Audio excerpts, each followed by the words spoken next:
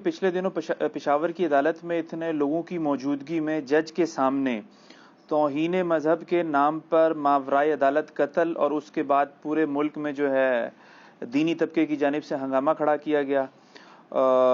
और उस हंगामा खड़ा करने की सूरत हाल पर आपने मुजरिमाना खामोशी क्यों इख्तियार कर रखी है? वो ये कहते हैं कि मैं एक सुन्नी मुसलमान हूँ और ख़त्म नबूवत के लिए जान देने के लिए तैयार हूँ। लेकिन अफसोस की बात है कि वज़ीर आज़म पाकिस्तान जनाब इमरान खान साहब, चीफ जस्टिस ऑफ पाकिस्तान और आर्मी चीफ, तीनों की जानिब से अभी तक इस सूरत हाल का कोई नोटिस नहीं लिया गया। हमारे इन बड़ों को ये बात क्यों नहीं समझ आ रही कि पाकिस्तान दिन ब दिन इंतहा पसंदी की तरफ गामजन है, जिसका अंजाम कौमों की तबाही के सिवा कुछ नहीं होता, जिसकी इब्तिदा FATF की ग्रे लिस्ट की शक्ल में हो चुकी। प्लीज आप जैसे लोगों को तो मुंह खोलना चाहिए। ठीक है जी, ज़ाहिर है जी, हम मुंह खोलेंगे और सबके सामने आ जाएंगे। देखें, आपने जिस तरह सवाल में खुद ही हाईलाइट किया कि जिस मुल्क के अंदर इस तरह के सेंसिटिव टॉपिक्स के ऊपर prime minister of Pakistan, chief justice और आर्मी चीफ का बोलना मुश्किल हो जाए, वहां पर मेरे जैसे एक आम आदमी जिसके पास कोई स्पेशल सिक्योरिटी भी नहीं है दुनियावी एतबार से, उसका बोलना तो ज्यादा मुश्किल है। इन सब को तो इसलिए बोलना चाहिए कि ये मुल्क की लीडरशिप के अगेंस्ट बेनिफिट भी इस नेशन से ले रहे हैं, ज़ाहिर तनख्वाहें ले रहे हैं, पर्क्स ले रहे हैं, क्या कुछ नहीं अवेल कर रहे। इसके बावजूद इस तरह के इश्यूज के ऊपर इनका खामोश रहना एक कौम के लिए लम्हा फिक्रिया है कि जब कौम के बड़े ही खामोशी इख्तियार कर लेंगे तो फिर कौम किस जानिब जाएगी।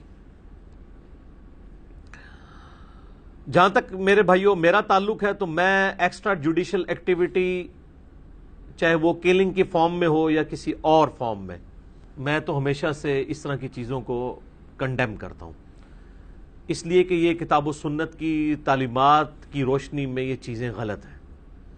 आज चूंकि मेरा ये टॉपिक नहीं है, मैं इसे स्किप करूंगा और इसकी डिटेल्स में नहीं जाऊंगा। ऑलरेडी मैंने इसके ऊपर कई एक वीडियोस रिकॉर्ड करवाई हुई हैं, वो यूट्यूब के ऊपर अवेलेबल हैं, जिसे शौक है तो वो देख सकता है।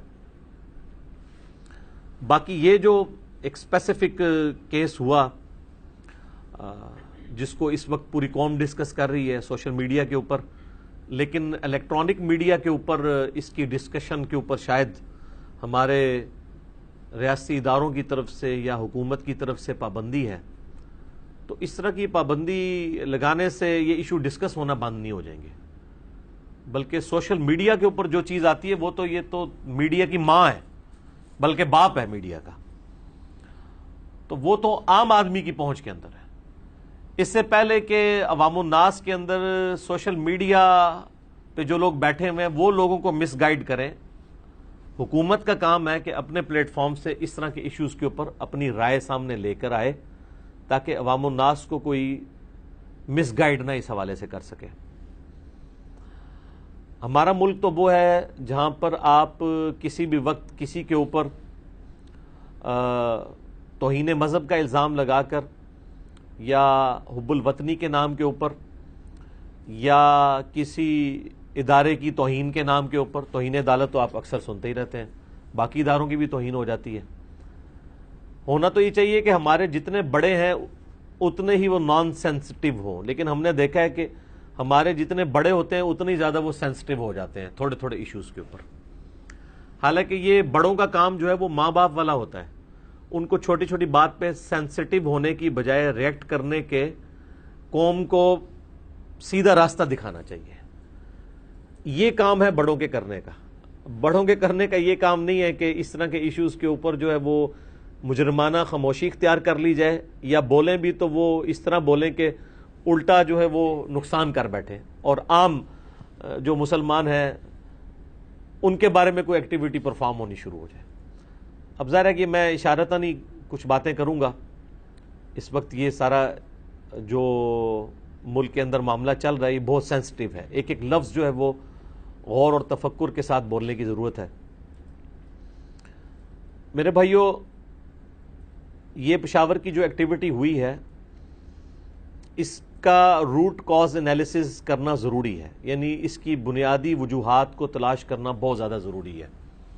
اگر آپ روٹ کاز انالیسس نہیں کریں گے تو اس طرح کے واقعات بار بار ہوتے رہیں گے۔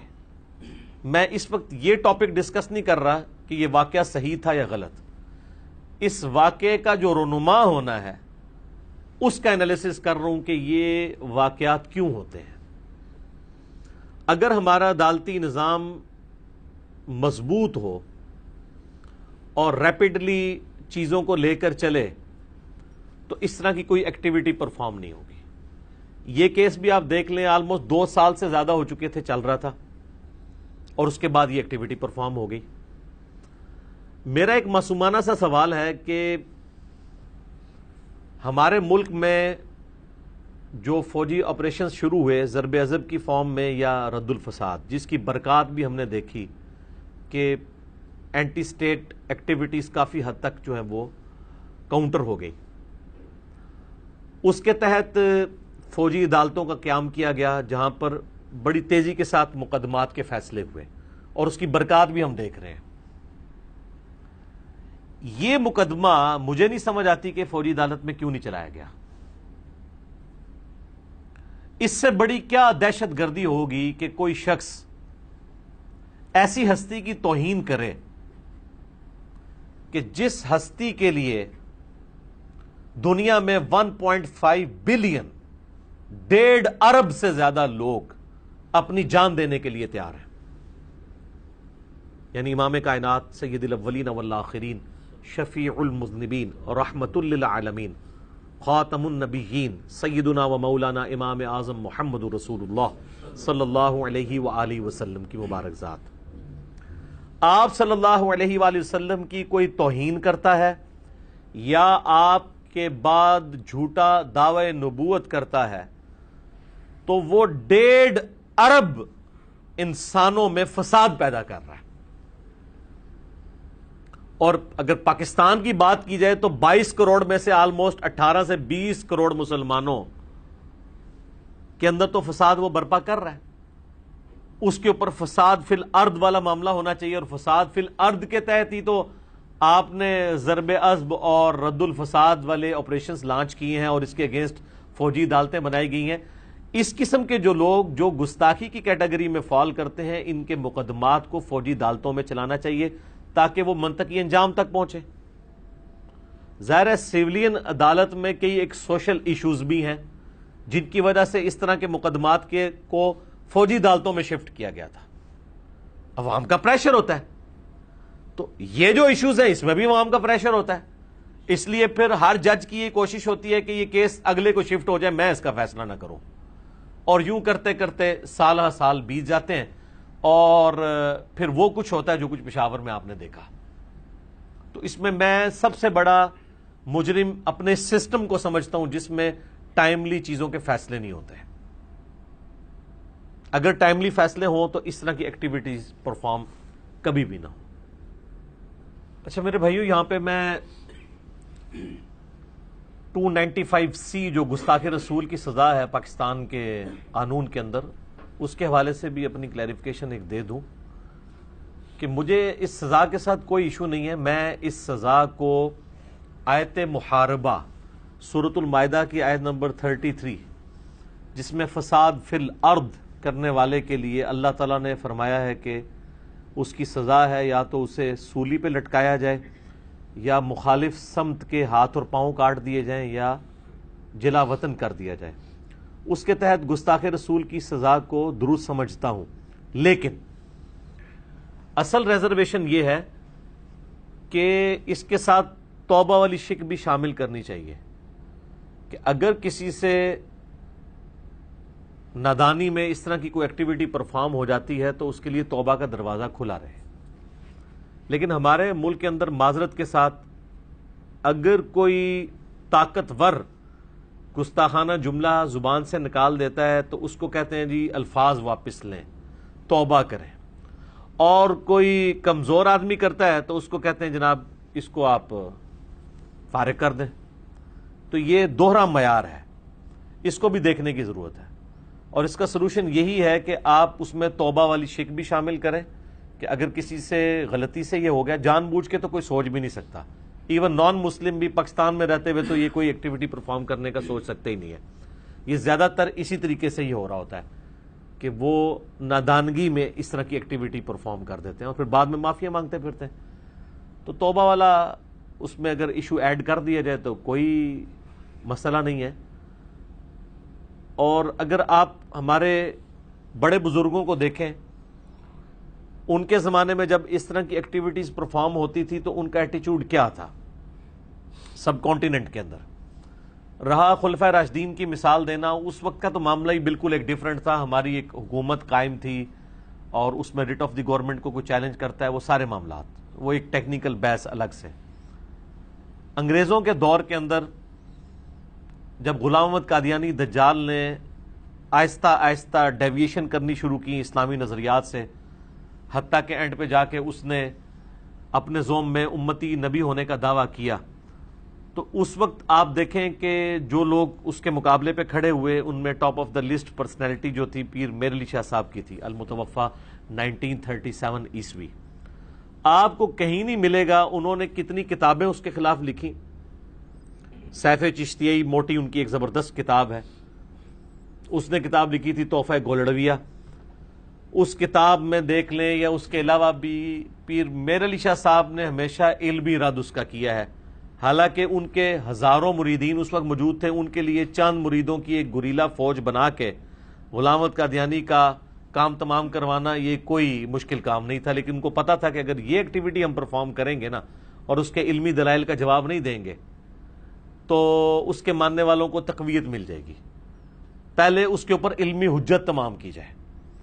آج انہی بزرگوں کے ماننے والے لوگ اس طرح کی سچویشن کو کس نظر سے دیکھ لیں وہ سوالیہ نشان ہے. میں بس اتنے کنٹرول الفاظ میں بولوں گا تاکہ وہ خود اپنا محاسبہ کرے کہ ہم کس طرف جا رہے ہیں. اور یہ جو نبی صلی اللہ علیہ وآلہ وسلم کو ہر بات کے اندر اس اعتبار سے لے کر آنا کہ ہر دوسرا شخص یہ اٹھ کے دعویٰ کرے کہ جی مجھے خواب میں یہ زیارت ہوئی ہے، مجھے فلاں نے یہ حکم دیا ہے، یہ تو میرے بھائی ابھی آپ کو پتہ ہے حالیہ دنوں میں ڈاکٹر اشرف آصف جلالی صاحب والا ایشو بھی چل رہا ہے. کل کو کوئی بندہ اٹھ کے کہتا ہے کہ جی مجھے نبی الاسلام کی خواب میں زیارت ہوئی ہے اور انہوں نے مجھے حکم دیا ہے کہ اشرف جلالی نے جو ہے وہ سیدہ فاطمہ کی توہین کی ہے، نعوذ باللہ من ذالک، تو میں اس کو اس کے انجام تک پہنچا دوں. تو پھر وہ مکتب فکر جو ان کے پیچھے کھڑا ہے وہ اس خواب کو صحیح مان لے گا؟ سوال ہے نا. اللہ معافی دے، یہ ہو گیا میرے کھاتے نہ کہیں فٹ کر دئیو. اور میں تو کہتا ہوں اس طرح کے سینسٹیو کیسز میں کبھی بھی اس طرح کے مجرمین کو جوڈیشری کے سامنے نہیں لانا چاہیے، بلکہ جیل کے اندر ہی آن لائن اس کے ساتھ ساری پروسیڈنگ ہونی چاہیے جج کی. ویسے بھی ہمارے اب عدالتوں میں یہ سسٹم شروع ہو گیا ہے تھرو نیٹ، کیونکہ اس طرح کی ایکٹیویٹیز پرفارم ہونے کا خدشہ رہے گا اور یہ دروازہ جو کھلا ہے یہ پھر اس طرح کے معاملات آگے چلتے رہیں گے. الا یہ کہ ہمیں ایز اے نیشن یہ سمجھ آ جائے کہ ہم نے اپنی قوم کو کیا ڈاکٹرین دینی ہے، ہمارے بڑوں کو خصوصاً یہ بات سمجھ آئے. اللہ کرے، ہماری تو دعا ہے. یہ جو میرے بھائیوں توہین مذہب کے نام کے اوپر ایکسٹرا جوڈیشل ایکٹیویٹیز پرفارم ہوتی ہیں، اس میں دونوں طرح کی آراء پائی جاتی ہیں.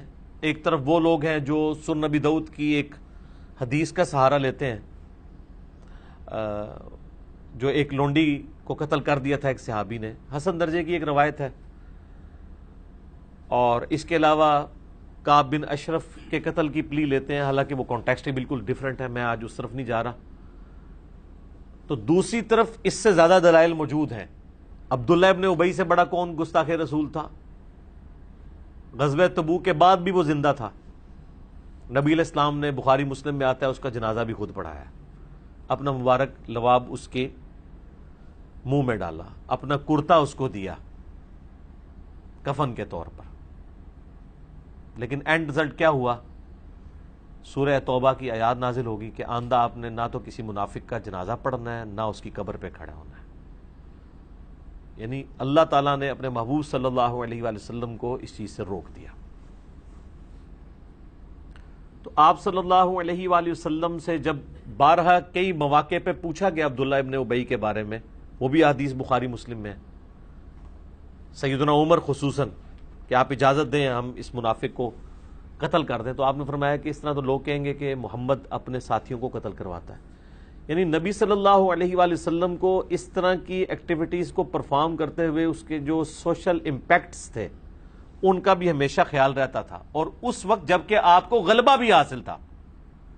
یہ مکی دور کی بات نہیں ہو رہی اور مدنی دور میں بھی سٹارٹ کی بات نہیں ہو رہی، جب رومن امپائر بھی آپ کے نیچے دب گئی غزوہ تبوک کے بعد اور وہ میدان جنگ چھوڑ کے بھاگ گیا کیسر روم، اس وقت بھی آپ علیہ السلام نے سوشل بائنڈنگز کا خیال رکھا کہ اس طرح کی کوئی ایکٹیویٹی پرفارم نہ ہو کہ ہماری دعوت کا نیگیٹو امیج لوگوں کے سامنے جائے.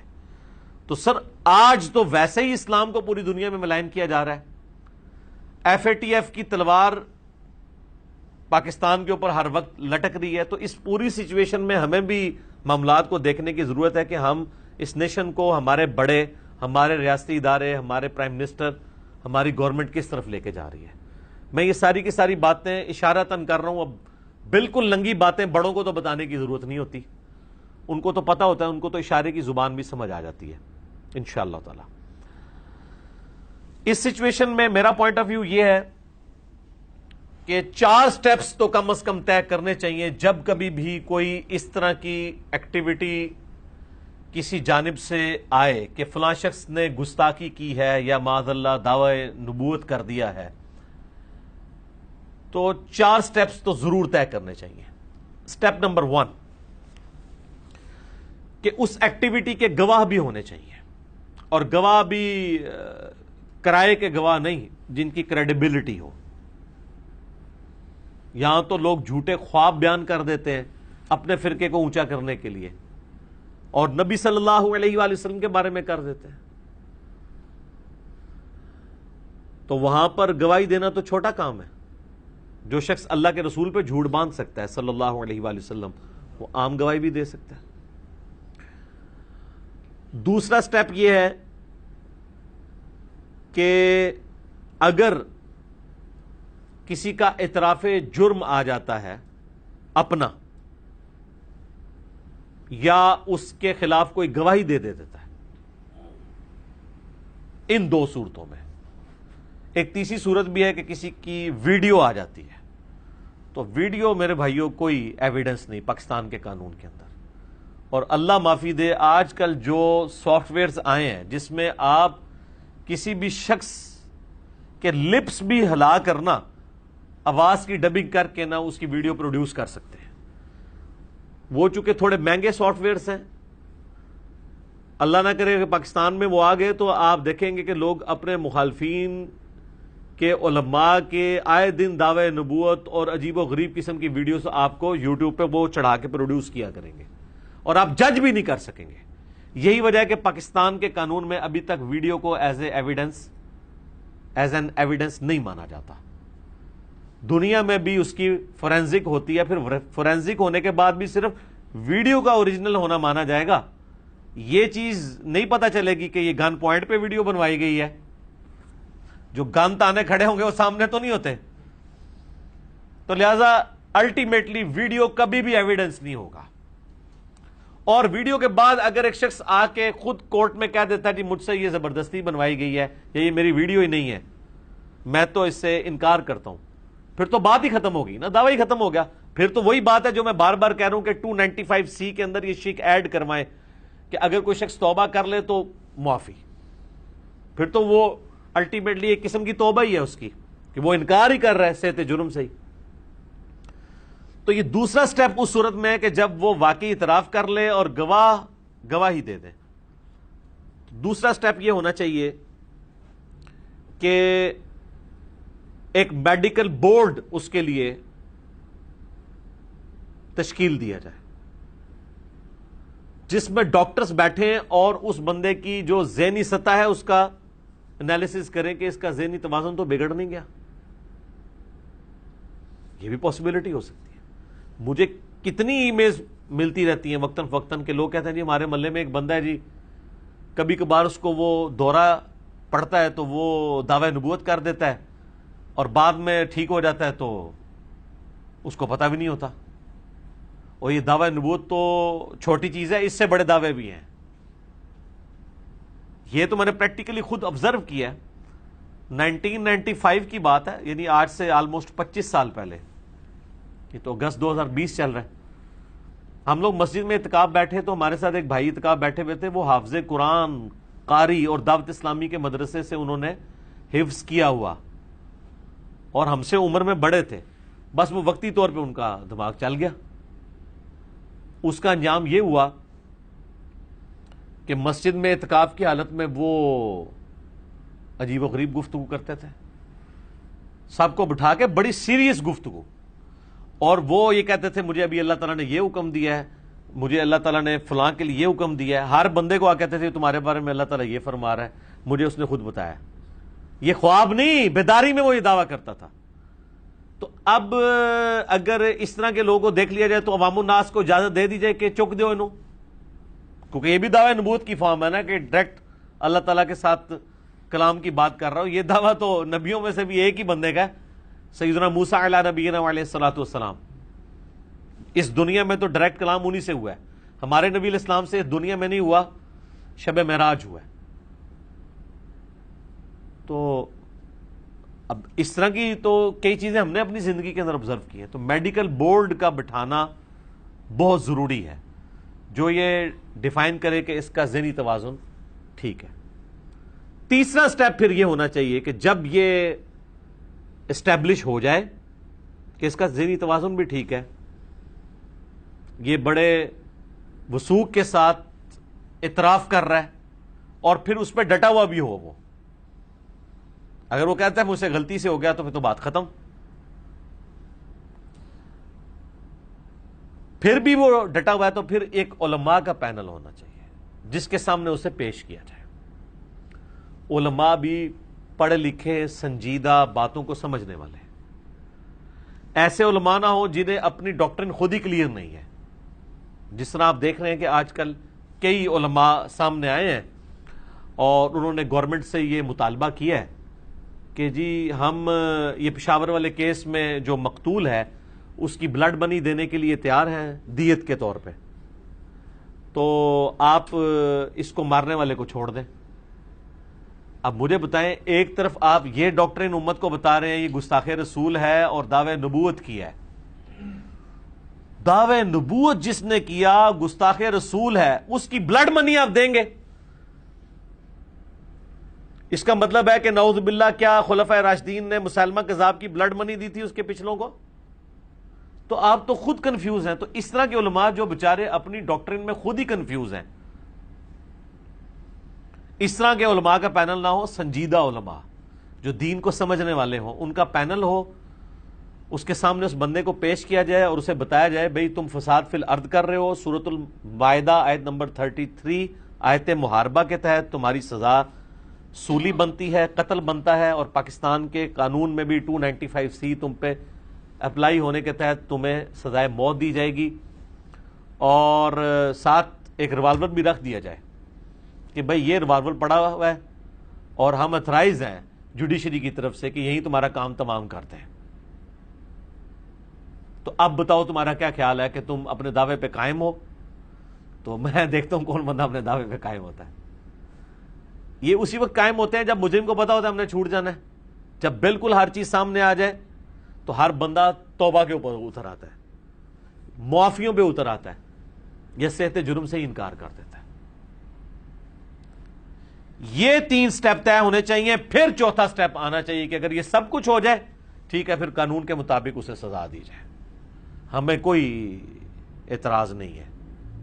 لیکن یہ ساری کی ساری چیزیں ہونی چاہیے. ادروائز مجھے یہ بتائیں، ہمارے اس ملک کے اندر کیا چھوٹے چھوٹے بچوں نے یا دین کا علم نہ رکھنے والوں نے یہ ڈیسائیڈ کرنا ہے کہ کون شخص گستاخ رسول ہے اور کون نہیں ہے؟ تو یہ آپ اتنا خطرناک کھیل کھیلیں گے کہ جس کا جب دل کرے گا وہ کسی کے اوپر فتویٰ لگا کے اس کے اوپر ایکٹیویٹی پرفارم کر دے گا. اور اس کے سب سے زیادہ افیکٹو ہوگا بھی مذہبی طبقہ جو اس وقت اس طرح کی ایکٹیویٹیز کو سپورٹ کر رہا ہے نا. کل کو انہوں نے ہی اس کا شکار بننا ہے, عام بندے نے نہیں بننا. اور آپ یہ حیران کن بات دیکھیں کہ مرتے یہی لوگ ہیں بڑے علماء میں سے, مذہبی پیشوا, لیکن پھر بھی یہ نہیں سوچتے کہ ہم اس طرح کے قوانین کے اندر جو سکم ہے اس کو ہائی لائٹ کر کے درست کریں. اور ایک اور مزے کی بات ہے کہ جب مارنے کی باری آتی ہے نا تو ان میں سے کوئی بھی نہیں کبھی کسی گستاخ کو مارتا. آج تک کسی حافظہ اللہ نے, کسی دامت برکاتم عالیہ نے, کسی آیت اللہ نے, کسی رحمت اللہ نے کسی گستاخ کو مارا ہے؟ حالانکہ سارے بزرگ زندہ ہوتے ہیں ان زمانوں میں. راجپال کے قتل سے لے کے ابھی تک آپ جتنی بھی ایکٹیویٹیز دیکھیں گے نا تو علماء, بزرگان دین, پیر و زام, مفسر قرآن, بزرگان دین, یہ صرف جنازے پڑھانے کے لیے یا ان کے ناموں پہ چندے اکٹھے کرنے کے لیے ہوتے ہیں. خود نہ یہ کبھی ایکٹیویٹی پرفارم کرتے ہیں, نہ ان کا کوئی بچہ ایکٹیویٹی پرفارم کرتا ہے. یہ ویسے حیران کن بات ہے کہ نہیں؟ ان میں کوئی عاشق رسول نہیں ہے. یہ بھی سوچنے کی ضرورت ہے. تو یہ میں نے 4 سٹیپس اس لیے بتائے تاکہ ایک نیریٹو دیا جائے, لوگوں کو پتا چلے کہ اس معاملے کو کس طرح لینے کی ضرورت ہے. باقی یہ جو میں نے اپنا رونا رویا ہے نا کہ ہمارے ملک کے اندر تو بہت خطرناک معاملات ہیں. یہاں پر تو چھوٹی سی بات کو توہین مذہب کے الزام کے انڈر عوام الناس لے آتی ہے. قانوناً وہ توہین مذہب نہیں ہوتا. اور یہ جو ابھی ایک آپ کو پتا ہے وہ ایک تحفظ اسلام یا بنیاد اسلام بل کوئی منظور ہوا ہے, وہ میں نے تھوڑا سا وہ بھی دیکھا ہے, اس پہ انشاءاللہ میں بعد میں بولوں گا. ان کو پتہ نہیں ہے کہ یہ جس قسم کے یہ بل اپروو کرنے جا رہے ہیں نا ان بلوں کے تحت تو بخاری مسلم بھی نہیں چھاپ سکتی. بخاری مسلم میں چند ایک احادیث میں صحابہ کے ساتھ رضی اللہ عنہ لکھا ہوا ہے, ورنہ ڈائریکٹ ہے ان عائشہ, ان ابی ہریرہ, ان ابی بکر رضی اللہ عنہم اجمعین وعلیہم السلام اجمعین. رضی اللہ عنہ میں نہیں لکھا ہوا ہوتا, اور یہ تو اس کے پیچھے بھی لکھوا رہے ہیں صحابی رسول اور آگے بھی رضی اللہ عنہ, تو یہ تو بخاری مسلم بھی نہیں چھاپ سکے گی. اس سے بڑھ کے قرآن پاک کی سینکڑوں آیات ایسی ہیں کہ جو یہاں پہ کروڑوں لوگوں کے عقیدے کے تحت گستاخانہ ہیں, وہ اپنے ذوق میں ہی سمجھتے ہیں. وہ کہتے ہیں ان چیزوں کا بیان کرنا ہی منع ہے. بہار شریعت کے اندر مفتی امجد علی صاحب نے, جو اعلیٰ حضرت احمد بریلوی صاحب کے خلیفہ ہیں, انہوں نے لکھا ہے کہ قرآن حکیم کی جن آیات کے اندر اللہ تعالیٰ نے انبیاء کرام کے اوپر ان کی لغزشوں کے اوپر, ان کو ہم گناہ نہیں کہتے, لغزش کہتے ہیں, یا اسے ہم اجتہادی غلطی یا اجتہادی خطا کہتے ہیں, وہ گناہ نہیں ہوتے, عتاب فرمایا ہے اللہ نے. وہ واقعات قرآن کی تلاوت اور حدیث پڑھنے کے علاوہ, بس یہ 2 ایکسیپشنز ہیں, اس کے سوا بیان کرنا قطعاً حرام ہے. اور قرآن کیا کہتا ہے سورۃ الاعراف کے اندر کہ ہم نے قصہ آدم اور ابلیس اس لیے بیان کیا تاکہ اے اولاد آدم, جس طرح شیطان نے تمہارے ماں باپ کو ورگلایا, اور اس میں تو بڑے سخت الفاظ ہیں, اور ان کے کپڑے اتروا دیے اور ان کی شرمگاہیں ان پہ کھلوا دی, کیونکہ جنتی لباس اتر گیا تھا نا, کہیں تمہیں نہ اس فتنے میں مبتلا کرتے. اللہ تعالیٰ تو کہہ رہا ہے اس کے عبرت حاصل کرنی ہے, اور یہ کہ لوگ کیا کہہ رہے ہیں اس کو بیان کرنا حرام ہے. اب کوئی کہنا نہیں وہ انہوں نے اس لیے کہا کہ وہ ویسے کوئی بیان کر کے توہین نہ کرتا رہے. سر مسلمان نے قصہ آدم اور ابلیس بیان کر کے آدم علیہ السلام کی توہین کا کبھی تصور بھی لانا ہے؟ اس کو کیا ملنا ہے؟ مسلمان تو انبیاء کی عزت کرنے والے ہوتے ہیں. جب بھی بیان ہوگا وہ عبرت کے لیے بیان ہوگا, توہین کرنے کے لیے تو مسلمان نے تو کبھی نہیں بیان کرنا, خام خواہی کہانی بنا لی ہوئی ہے. تو بیسیکلی وہ اس کو تقریر میں بیان کو بھی حرام سمجھتے ہیں اور کہتے ہیں تلاوت کرنا ہے. تلاوت کا مطلب ہے عربی, اردو نہیں. عربی پڑھنی ہے ان لوگوں کے سامنے جن کو عربی آتی نہیں ہے, تاکہ ان کو پتہ ہی نہ چلے کیا لکھا ہوا ہے بیچ میں. اس لیے میرا تو کافی عرصے سے مطالبہ ہے کہ نان عرب کنٹریز کے اندر قرآن حکیم بغیر ترجمے کے چھاپنا جرم ہونا چاہیے. یہ تو آپ جان بوجھ کے لوگوں کو طوطا بنانے کی کوشش کر رہے ہیں. پاکستان کے آئین میں یہ شک ہونی چاہیے کہ پاکستان میں کوئی قرآن بغیر ترجمے کے شائع نہیں ہوگا. عربی اور ترجمہ چاہے نیچے لکھا ہو چاہے ایک پیج پہ عربی آ جائے. اگر وہ کہتا ہے نا کنٹینیوٹی رکتی ہے تو آپ دیکھیں ترجمان القرآن والوں نے مولانا مودودی رحمہ اللہ تعالیٰ کا شائع کیا ہے ترجمہ. رائٹ والے پیج کے اوپر صرف عربی ہے اور لیفٹ والے پہ صرف اردو ترجمہ ہے, تو آپ کی کنٹینیوٹی بھی نہیں رکتی. اگر کسی نے صرف عربی پڑھنی ہے عربی پڑھے, اس نے اردو پڑھنی ہے صرف اردو پڑھتا جائے, لیکن بغیر ترجمے کے نہ چھپے اور اس طریقے سے بغیر عربی کے بھی نہ چھپے. وہ بھی غلط ہے, کیونکہ ترجمہ کرنے والا بہرحال انسانی کوشش ہے, کہیں پہ اس کو خطا ہو سکتی ہے. قرآن کا اوریجنل ٹیکسٹ اپنی جگہ موجود ہونا چاہیے. ہمارے پاس تو یہ فخر ہے کہ ہماری کتاب محفوظ ہے الحمدللہ, تو ہم اس کو کیوں نہ چھاپیں اس طریقے سے. اسی طریقے سے چھاپنا چاہیے اور اس چیز کو انشور کرنا چاہیے حکومت کو کہ بغیر ترجمے کے قرآن نہ چھپے. تو یہاں پہ تو آیات کے حوالے سے بھی میں نے پچھلے دنوں بھی ایک ویڈیو ریکارڈ کروائی تھی کہ پاکستان میں تو مسلمانوں کی اکثریت ایسی ہے جن کے سامنے آپ اللہ کے محبوب صلی اللہ علیہ وآلہ وسلم کے لیے موت کا لفظ نہیں بول سکتے. وہ کہتے ہیں آپ وفات کا لفظ بھی نہ بولیں, وصال بولیں. ان کو آپ آگے سے کہیں گے قرآن میں یہ آیت ہے سورہ آل عمران آیت نمبر 144, وما محمد الا رسول قد خلت من قبلہ الرسل افئن مات او قتل. محمد تو نہیں مگر ایک رسول, اگر یہ مر جائیں یا قتل کر دیے جائیں تو کیا تم دین سے الٹے قدم پھر جاؤ گے. یہ غزوہ احد کے موقع پر نبی الاسلام کے بارے میں آیات نازل ہوئی جب آپ کی شہادت کی افواہ اڑ گئی تھی.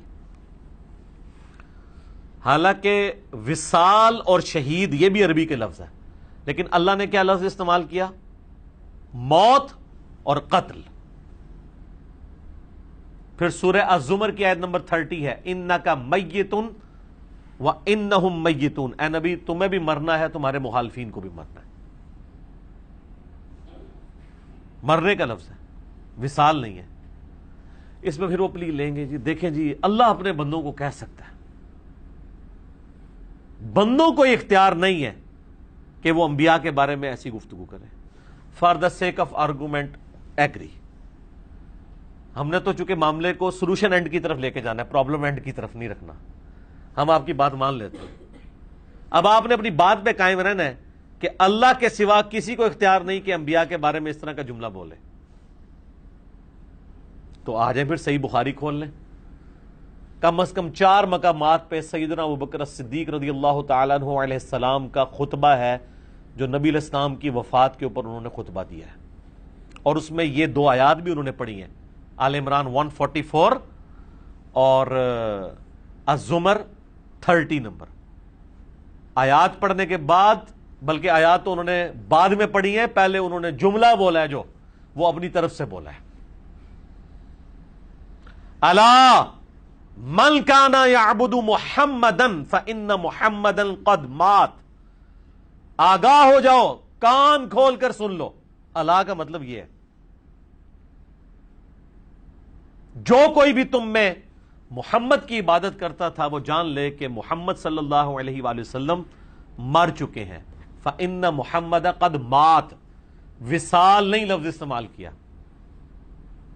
ومن يعبد اللہ فإن اللہ حی لا يموت, اور جو کوئی اللہ کی عبادت کرتا تھا یا کرے گا یا کرتا ہے یا کرے گا وہ جان لے کہ اللہ تعالیٰ زندہ ہے, اسے کبھی موت نہیں آئے گی.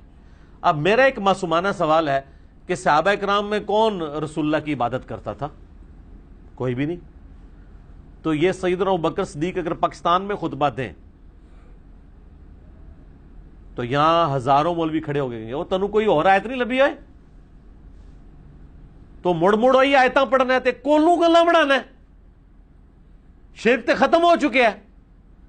نبی علیہ السلام کی وفات کے بعد صحابہ کرام جن کی ٹریننگ تھی وہ تو کہہ رہے ہیں کہ جو کوئی محمد کی عبادت کرتا ہے یا کرے گا, وہ کرے گا آج کل کے لوگوں کو کہہ رہے تھے, ظاہر ہے, ورنہ کسی ایک صحابی کو تو کہنا چاہیے تھا آپ کیوں حضرت فرضی جملے بول رہے ہیں. موت کا لفظ بھی استعمال کیا، شرک کا بھی کلا کما کر دیا.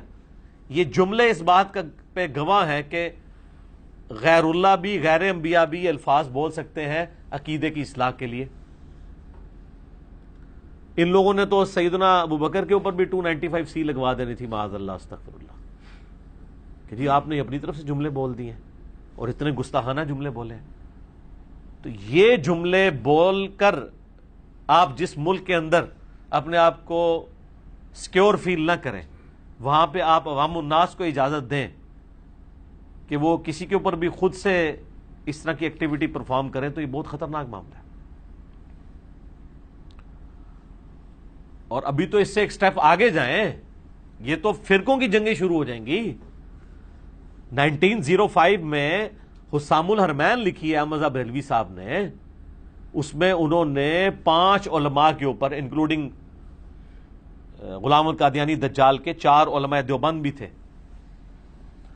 کفر کے فتوے لگا کے اسے کنکلوڈ کرتے ہوئے لکھا ہے کہ اس پہ اجماع ہے کہ یہ سب کے سب مرتد ہیں، اسلام سے خارج ہیں. مرتد کا مطلب کیا ہوا؟ واجب القتل.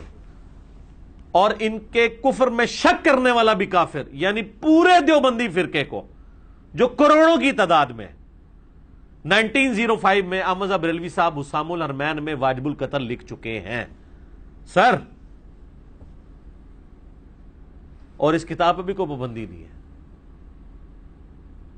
اور اس کے جواب میں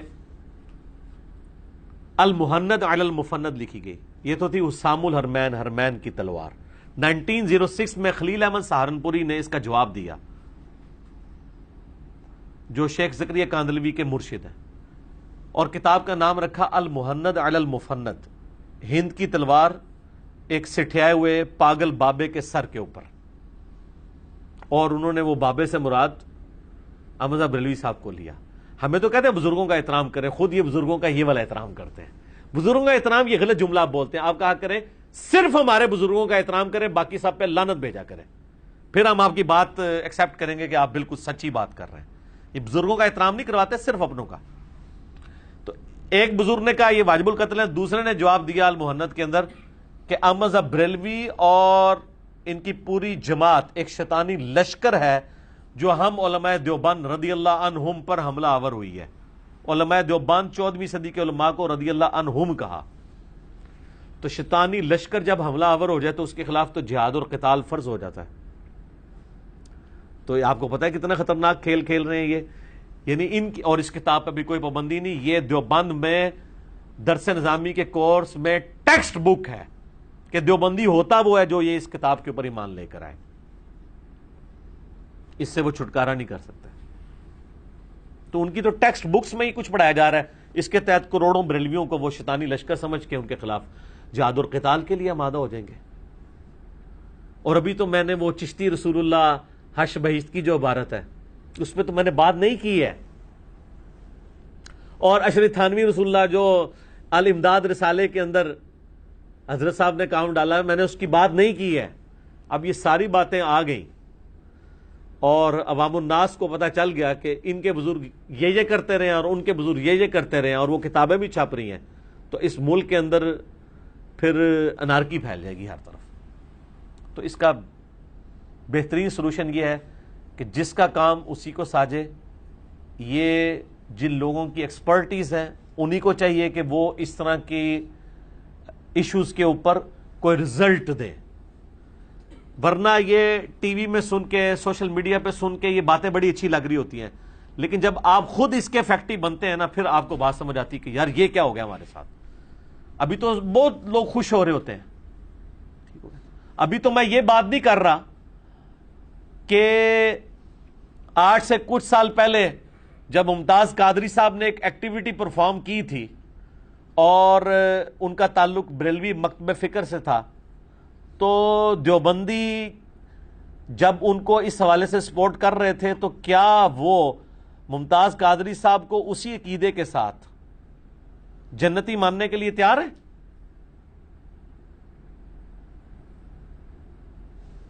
تو سپورٹ اس کا مطلب ہے صرف پبلک ڈائنامکس کے لیے کر رہے ہیں. میں تو ہر کلمہ گو اہل قبلہ کو الٹیمیٹلی جنتی ماننے کے لیے تیار ہوں. یہ جنت کا فیصلہ اللہ نے قیامت والے دن کرنا ہے. اب یہ جو پشاور میں ایکٹیویٹی پرفارم ہوئی ہے، یہ بچہ جو ہے وہ دیوبندی ہے، کیونکہ آپ نے دیکھا ہے وہ فوراً پتہ چل جاتا ہے کہ اس مکتب فکر کے علماء فوراً اسے کیش کرانے کے لیے وہ جلسے جلوس کرنا شروع کر دیتے ہیں. تو اب اگر بریلوی ان کے حق میں بیان دے رہے ہیں تو کیا وہ اس کو اس عقیدوں کے ساتھ جنتی ماننے کے لیے تیار ہے؟ تو پھر یہ سب کچھ کیا ہو رہا ہے؟ یہ تو ایک دوسرے کو مسلمان بھی نہیں مانتے. اور جب میں یہ باتیں کرتا ہوں کہتا ہے یہ فرقہ واریت کو ہوا دے رہا ہے. میں نے تو آپ کو ان کی کتابوں سے دکھا دیا ہے. اب بھی اگر کسی کو شک ہے اور کوئی کہتا نہیں ہمارے بزرگ ذرا تھوڑے سخت تھے، اب کافی ماڈریٹ ہو چکے ہیں ضرب عضب اور رد الفساد کے بعد، تو ہم ان کو اگلی بات بتا دیتے ہیں کہ مجھے پوری دنیا میں کسی ریناؤنڈ بریلوی عالم، جس کو بریلوی کہیں ہمارا امام ہے، اس کا فتویٰ ہمارا فتویٰ ہے، یہ عبارت لکھوا دیں کہ دیوبندی جو ہے تو ہمارے بھائی ہیں، اگرچہ ہم انہیں گمراہ سمجھتے ہیں، لیکن ایک نہ ایک دن اپنا عذاب بھگت کے یہ جنت میں چلے جائیں گے، جو دیوبندی بزرگوں کے عقیدوں کو صحیح ماننے والے اور ان عقیدوں کے اوپر چلنے والے ہیں. ایک بندہ، دوسرا نہیں.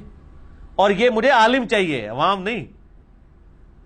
اس کے اگینسٹ کوئی دیوبندی عالم بریلویوں کے بارے میں یہ سٹیٹمنٹ لکھ دے. اب یہ نہ ہو کہ طارق جمیل صاحب سے کوئی لکھوانے شروع کر دے سٹیٹمنٹ. ان کو تو دیوبندیوں نے خود ہی فارغ کر دیا. دیوبندی عالم وہ جس کے عقیدے کو، جس کے فتوے کو تمام علماء دیوبند ایگریڈ اپون مانتے ہوں، کہ وہ کہیں کہ ہاں جی ہم بریلویوں کے بارے میں فتویٰ دیتے ہیں کہ ان کے جو عقیدے ہیں، ان کے بزرگوں کے جو عقیدے ہیں، انہی عقیدوں کے ساتھ یہ مر جائیں تو ایک نہ ایک دن عذاب بھگت کے جنت میں چلے جائیں گے. تو نہیں لکھ کے دیں گے. اس کا کیا مطلب ہے کہ ہمیشہ کے لیے دوزخ کس کے لیے مانی جا رہی ہوتی ہے؟ کافر کے لیے. تو یہ کافر سمجھتے ہیں.